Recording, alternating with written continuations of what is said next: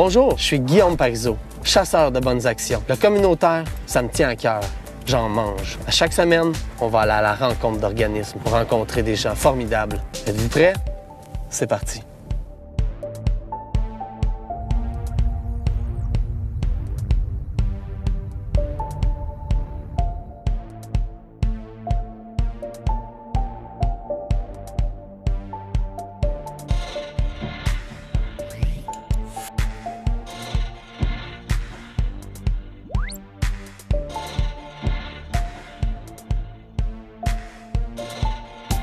Nous sommes présentement au Centre communautaire récréatif Saint-Jean-Baptiste pour rencontrer Annie Bisaillon, animatrice auprès des aînés.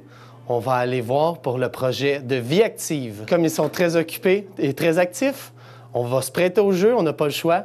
Venez avec moi, on va aller sur la scène, on va faire le cours avec eux. Ouais. On déplace le poids du corps vers l'avant, on plie la jambe avant, puis on dit « Hey, wow! » Reste là, toi. Yes. C'est bon. Je pense que ce qui va être facilitant, Guillaume, là, c'est que tout de suite après l'activation, je vais laisser Mireille montrer c'est quoi les gestes, puis on va suivre Mireille. C'est bon. Maintenant, l'esquive sous la corde. La position de base, j'ai les poings vis-à-vis le menton. Il y a une corde qui est ici. Je passe en dessous d'un côté et en dessous de l'autre. Ça ne me dérange pas si vos bras bougent, mais ce n'est pas les bras qui s'en vont sous la corde, c'est mon corps. C'est bon. C'est bon, Guillaume. Lâche pas. Il est grand, il a bien plus long à plier que nous autres, lui, hein?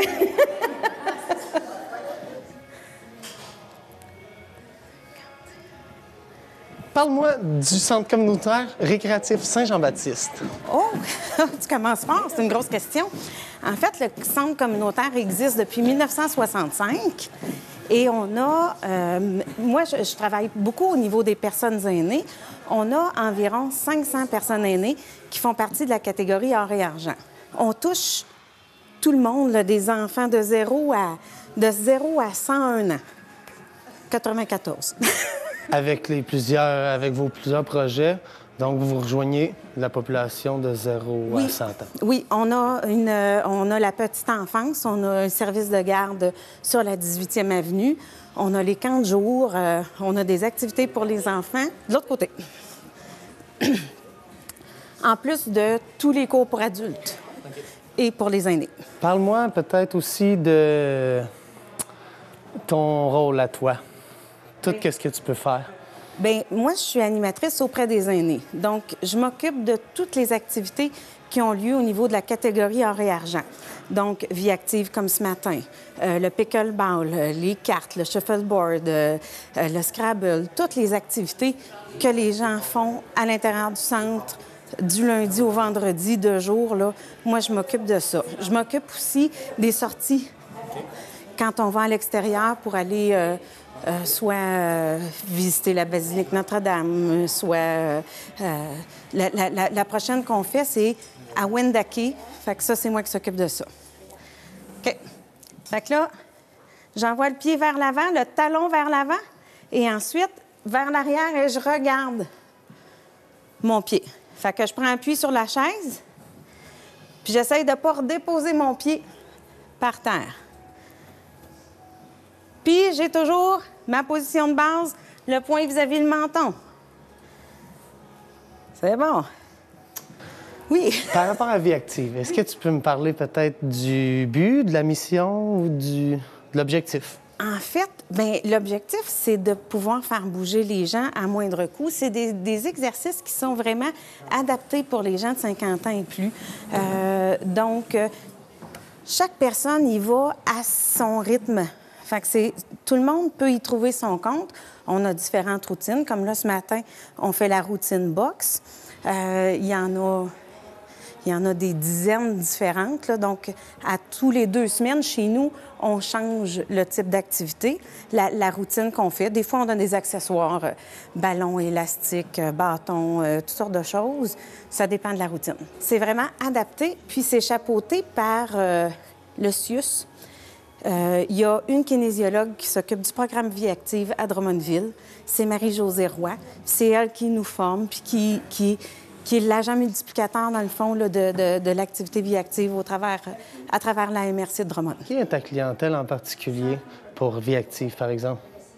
Vie active, je te dirais qu'il y a des gens... Tu sais, il y a des gens qui sont restés en forme toute leur vie, puis que là, maintenant, ils ont des limitations.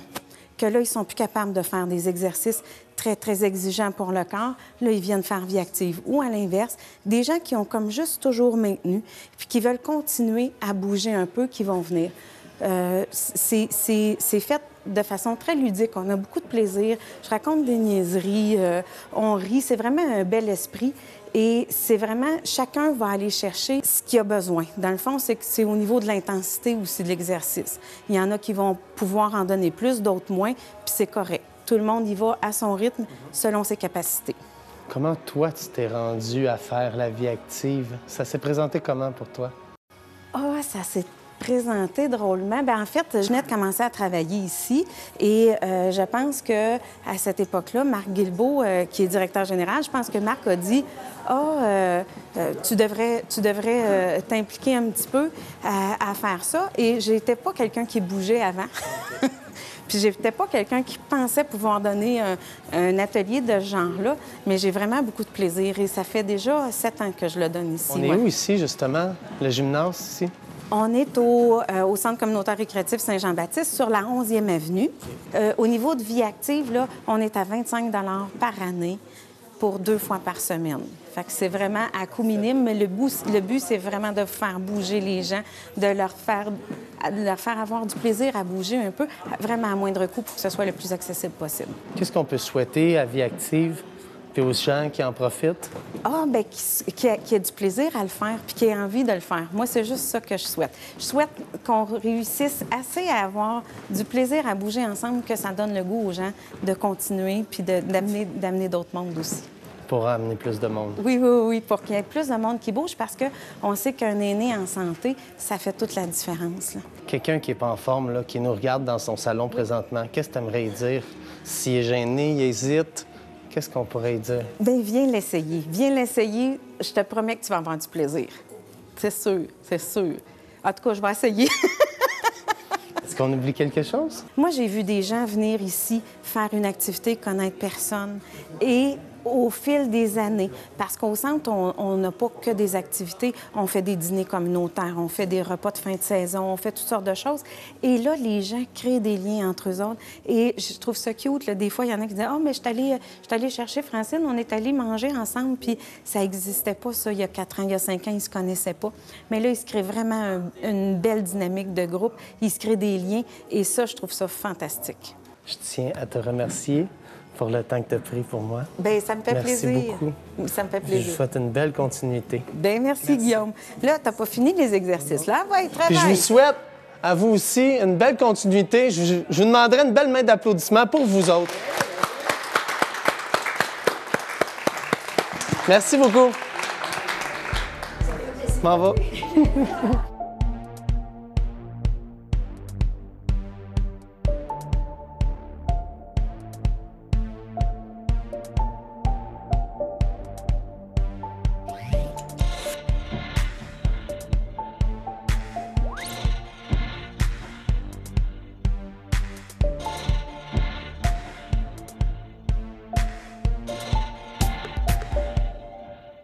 Nous sommes avec un incontournable pour les gens dans le besoin, la tablée populaire. Alors, on va rencontrer aujourd'hui la coordonnatrice Isabelle, Élise, intervenante, et Alain, usager. Pouvez-vous m'en nommer un peu plus sur votre mission?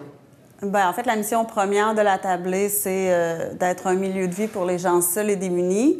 Puis, on offre aussi des repas à prix modique pour ces gens-là. On en a 2 par jour, une à 13 h, une à 18 h.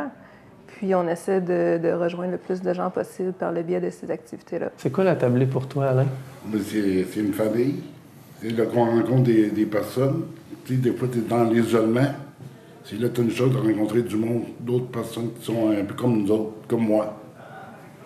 Puis, quand tu as besoin d'aide, puis on se parle, puis il y a un problème, l'autre a un autre problème. On dit, je suis pas tout seul. Il y a plusieurs volets à la tablée? Oui, en fait, c'est sûr que le volet alimentaire est très important pour les gens. C'est la raison première souvent pourquoi ils viennent ici. Il y a les activités qu'Élise parlait tantôt aussi. Nous, ce qu'on souhaite, c'est effectivement briser l'isolement des gens. Puis à travers les activités, bien, ils réussissent à créer des liens entre eux, échanger. Se changer les idées aussi, je pense que c'est important aussi, des fois, pour essayer de voir les choses différemment, plus positivement. Puis, il y a aussi le service de buanderie. On a une laveuse-sécheuse, un bloc sanitaire au sol. Parfois, si quelqu'un dort dehors ou il n'y a pas les installations où est-ce qu'il habite, peut venir faire son lavage ici, prendre une douche aussi. C'est important, c'est pour l'estime de soi aussi, puis on favorise ça beaucoup ici, donc les gens peuvent aller l'utiliser là, quand ils sont dans le besoin. S'ils n'ont pas accès à ces installations-là, parfois ils sont en situation d'itinérance, donc on n'a pas accès à une douche. Mais on sait que ça fait du bien de prendre une bonne douche aussi, puis d'avoir des vêtements propres. Puis, donc, nous, on leur offre ça ici en même temps que le service de nourriture. Il y a aussi, c'est un plateau de travail également pour les gens qui veulent faire de la réinsertion en emploi. Ils peuvent venir ici chercher une expérience de travail, apprendre des compétences, des habiletés au niveau non seulement du travail de cuisine, mais aussi au niveau du travail en général, même sur soi, au niveau personnel, parce que des fois, ce qui fait la différence, c'est pas que la personne n'est pas capable de couper des légumes ou faire la vaisselle, c'est plus le contact avec les autres. Donc, il y a aussi une intervenante qui vient l'aider au niveau personnel, au niveau de ses relations, de la communication, la gestion des conflits. Puis c'est aussi quelque chose qu'on travaille avec la clientèle à travers nos activités aussi. On fait des activités d'insertion également le vendredi soir. Il y a des soirées de danse, des karaokés, des bingos, parce qu'on veut que les gens y aient un endroit aussi pour venir s'amuser, pour chanter, danser. Des fois, les gens pensent qu'à la tablée, là, c'est triste comme milieu, puis c'est déprimant, mais au contraire, nous, on s'amuse vraiment beaucoup avec les gens qui viennent ici. Puis des fois, quand t'as pas les moyens de faire des sorties, ben c'est vraiment... c'est bien qu'il y ait une place pour ces gens-là, que malgré leurs différences, malgré leurs problématiques, nous, c'est important qu'ils comprennent qu'on va les accueillir quand même puis qu'ils vont pouvoir participer aux activités. Ils ne seront pas jugés, ils ne seront pas pointés du doigt, ils vont être acceptés. Puis on va avoir beaucoup de plaisir avec eux aussi à travers ça. On a-tu oublié quelque chose? On dessert environ 200 petites boîtes à lunch dans les écoles de la MRC de Drummond pour les enfants plus démunis. C'est fait de façon anonyme. Fait que chaque matin, l'enfant arrive avec sa boîte à lunch qui est vide, qui met avec la boîte à lunch des autres amis. Puis au courant de la journée, le matin, en fait, il y a quelqu'un de l'école qui va remplir la boîte à lunch. Fait qu'à la première récréation, l'enfant, lui, il déjeune. Puis ensuite, sur l'heure du dîner, il y a un repas chaud. Ça leur permet d'avoir le ventre plein à l'école, ce qui amène de meilleurs résultats scolaires. Puis les écoles nous redonnent des nouvelles aussi, puis ils démontrent qu'ils voient une amélioration scolaire au niveau de ces enfants-là qui ont maintenant le ventre plein grâce au repas chaud de la tablée. Toi, Alain, c'est quoi les volets qui te rejoignent le plus? Moi, c'est le karaoké. On participe, n'importe qui il chante, on ne juge pas personne. Le bingo, c'est moi qui fais le chorale pour le bingo, l'activité bingo. On a aussi la chorale. On chante tout en groupe, là, n'importe quelle personne qui ne sait pas chanter. Là. On participe, il n'y a pas de jugement. C'est ça. C'est des parties que je participe souvent. Puis dans la salle, on jase, on placote avec un ou l'autre. Quelqu'un, une nouvelle personne en tête, il vient de le renseigner.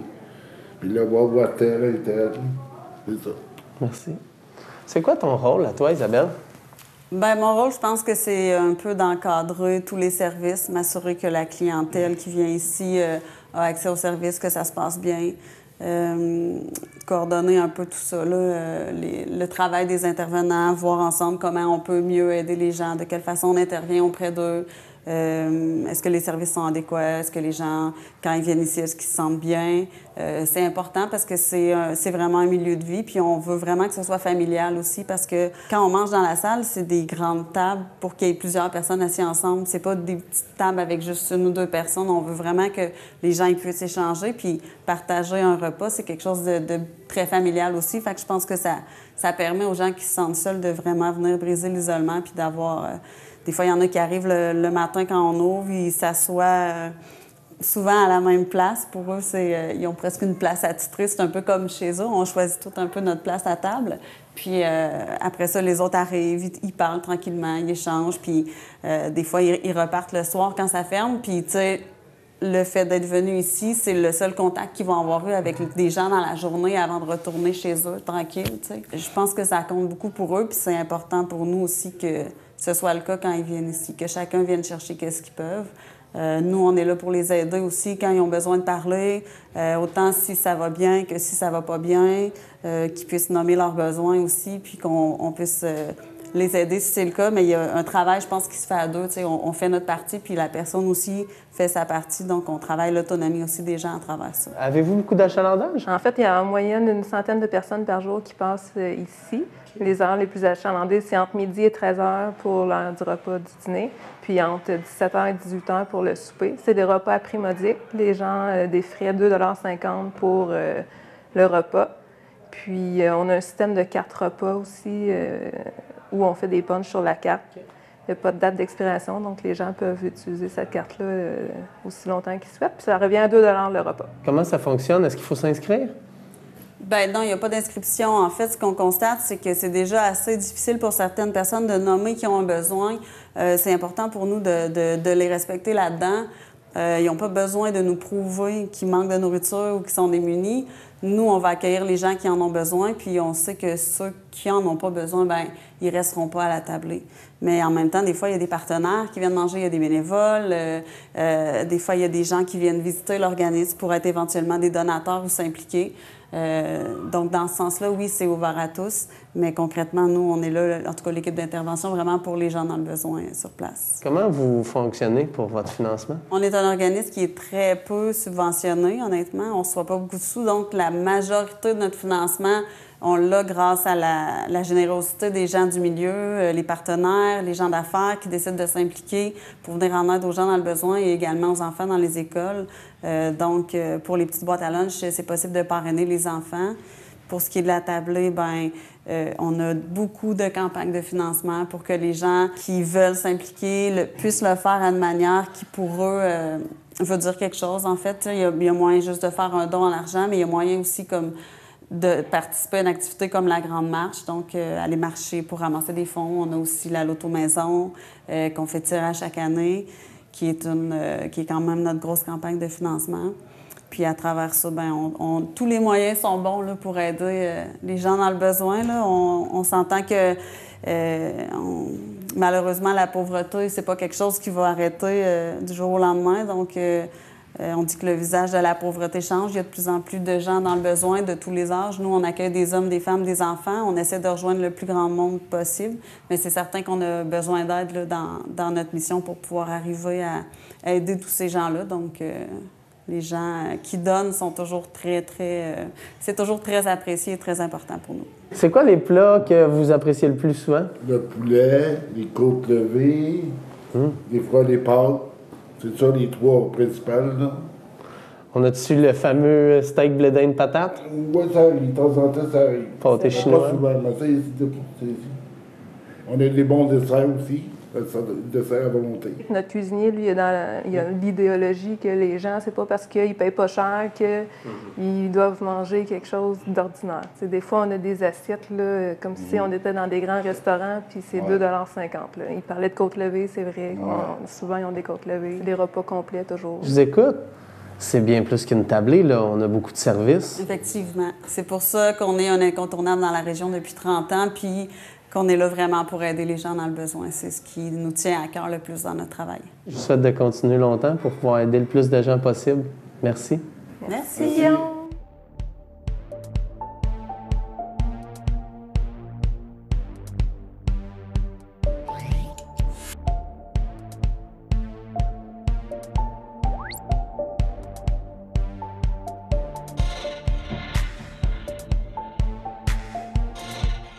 Nous voici à la Maison des femmes Drummond avec Jacinthe Jean, coordonnatrice, intervenante. Oui, parce que c'est important de rester en lien avec les femmes. Bien, parle-nous justement de votre lien. C'est un lien qui est soutenu. C'est un lien aussi qui se renouvelle à chaque nouvelle femme qui vient au centre. On a comme 3 grands rôles. On fait de l'aide individuelle dans nos services. Je veux dire, on peut aller jusqu'à une dizaine de rencontres. On s'entend, c'est pas de la thérapie, là. C'est de l'aide individuelle. On les met sur des pistes où des fois, les femmes ne savent pas trop où elles sont rendues dans leur vie. On essaie de voir par elles, qu'est-ce qu'elles souhaitent, qu'est-ce qu'elles veulent. On a fait l'année passée, on a fait 368 relations d'aide individuelle. Il est venu 2660 femmes qui sont venues visiter. Alors, ce n'est pas 2260 femmes différentes qui sont venues visiter. Et on pense avoir atteint autour de 400 femmes individuellement. Toujours avec un de nos services ou par le biais, comme aujourd'hui, d'un atelier mardi PM. Et le deuxième mandat, justement, c'est le volet éducatif. Alors, c'est de donner des cours, des formations, des mardis PM, des thématiques qui entourent la condition de vie des femmes en général, la santé physique, la santé mentale, les lois, les droits qui entourent la condition de vie des femmes. Fait qu'on les informe, on leur donne des outils, c'est par biais de conférences ou ça peut être atelier, ça dépend des animatrices en fait. On travaille aussi le lâcher-prise, on travaille la dépendance affective. Des fois, c'est des suggestions que les femmes nous font aussi. Alors, on bâtit, on construit selon le besoin que les femmes ont besoin. Par session, on a 2 sessions, une automne, puis une hiver-printemps, qui est un petit peu plus longue. Et on en profite pour faire plus de formation à ce moment-là. Et les femmes l'apprennent et ils nous le redemandent aussi. Alors, c'est ça, c'est notre volet éducatif, ça. Puis il faut dire que toute intervention qu'on fait ici est toujours basée sur l'estime de soi. Parce qu'on se rend compte que souvent, moi, je dis toujours qu'on devrait apprendre ça à l'école au primaire, l'estime de soi, là. Mais comme c'est pas le cas, bien, on essaie de bonifier ce qu'elles ont ou d'essayer de leur créer chez elles en essayant de les toucher où elles sont. Parce que si on les accueille aussi, les femmes, l'accueil est très important. Dans tous les centres de femmes, la marque de commerce, c'est l'accueil. Parce que dans notre réseau, partout, tout le monde est occupé. Personne n'a le temps d'écouter les autres. Alors que nous, on prend le temps de le faire. Quand on les rencontre, on les accueille avec ce qu'elles sont, avec ce qu'elles portent comme souffrance. Parfois, elles ne sont pas toujours dans la bonne humeur, là. Et on fait avec, on les amène à s'adoucir, à estomper des fois la douleur, fait en sorte qu'elles changent au fur et à mesure. Puis, tranquillement, elles s'imprègnent au travers du centre et de plus en plus, elles prennent leur place puis elles viennent chercher les outils dont elles ont besoin. Nous, on fait beaucoup confiance au potentiel des femmes. Alors, on a une intervenante ici, Mafalda. Oui, Mafalda fait partie de l'équipe. Mafalda, c'est notre petite mascotte. C'est elle qui, souvent, accueille les femmes, les attend. Et comme vous voyez, elle va vers les gens, elle sent le pouls des gens aussi qui veulent venir vers elle. C'est une petite chatte qui est merveilleuse pour ici. Elle fait des miracles, je dirais. Puis parfois, des fois, il nous arrive des femmes qui sont vraiment dans des situations difficiles, sont agressives. On voit beaucoup plus de problématiques en santé mentale. Et Mafalda, elle donne des calmants. On peut parler de zoothérapie? Oui, pratiquement. Comment ça se passe avec les femmes lorsqu'elles ressortent? Naturellement, on essaie de leur donner le plus de moyens, d'outils possibles. Souvent, quand on les rencontre une première fois, on essaie d'évaluer avec elles c'est quoi leurs besoins. Parfois, les besoins sont multiples. Il ne faut pas avoir peur de le dire. D'autres, c'est rendu c'est de la multiproblématique, là. Et ça, c'est 4 problématiques et plus, là. Fait qu'on demande avec elles, on valide avec elles c'est quoi qui est le plus important pour elles, c'est quoi qui prend le plus de place, qu'est-ce qu'ils veulent régler en premier. Mais toujours en ne faisant pas de thérapie. Mais souvent, on fait le pont avec nos formations. Alors, si quelqu'un a une estime de soi très faible, si quelqu'un vit de la violence, bien, il peut avoir beaucoup de choses de rattachées à ça, de la dépendance affective. Bon, j'ai-tu un cours qui se donne là-dessus? Oui, je la réfère là. Toujours sur une base volontaire. Nous, on ne va pas chercher les femmes chez elles. Elles viennent sur leur propre base au centre. Il n'y a jamais un critère obligatoire. Mais on responsabilise les femmes aussi, puis je pense qu'on arrive à les rendre plus autonomes lorsqu'elles sortent.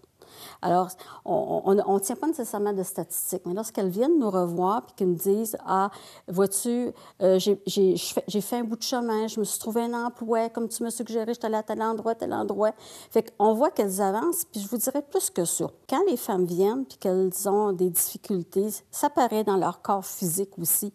Puis quand je les vois au bout de 2, 3, 4, 5 rencontres dans un groupe, qui commencent à se retrouver là-dedans. Puis dans les groupes, hein, il y a un soutien qu'elles se donnent entre elles. Il y a une synergie qui se crée dans un groupe, une confiance qui est là. Et elles se sentent moins seules, elles brisent leur isolement. Elles se sentent moins coupables aussi de vivre ce qu'elles vivent.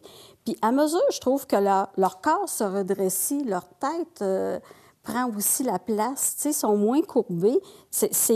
J'avais dit à mes équipes de filles, aux filles de l'équipe, regardez les femmes quand ça fait 3-4 fois qu'ils viennent dans des cours. Vous allez voir qu'il y a un changement. Je prends comme exemple une femme qui a vécu de l'agression sexuelle, qu'il n'a jamais nommée, puis elle nous fait en confidence ici, là, à quelqu'un qui la reçoit dans l'individuel. Puis nous, on ne fait pas de dossier, hein? Tout reste confidentiel, c'est certain. Puis elle nous fait cette confidence-là. Alors, c'est sûr que je vais aller chercher l'information, je vais lui remettre. Puis là, on en garde ça ensemble. Des fois, elle me dit, non, je ne suis pas capable d'aller là, je peux-tu venir ici encore un peu? Oui, moi, je te donne ça parce que je te fais confiance. Quand tu seras prête, parce qu'il faut que tu sois prête à faire ça. Quand tu seras prête, tu auras l'information. Si tu l'as garé, pas de problème, reviens nous voir, puis c'est là pour ça. Mais l'information, c'est important qu'elle l'ait.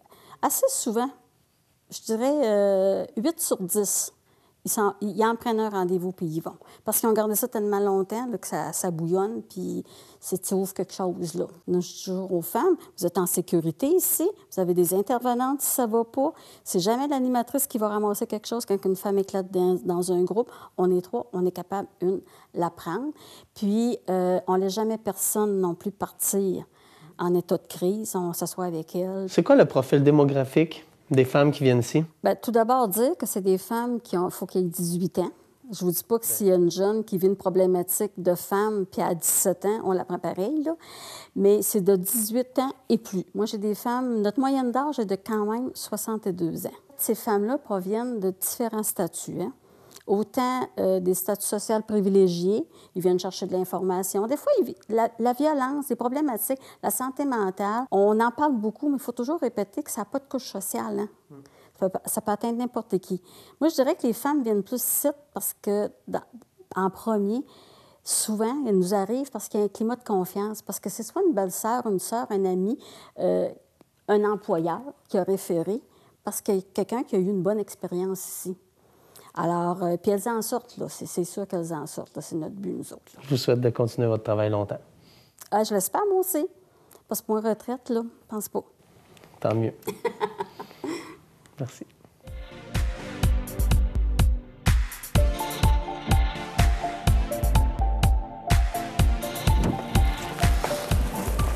Alors, c'est ce qui conclut l'émission de cette semaine.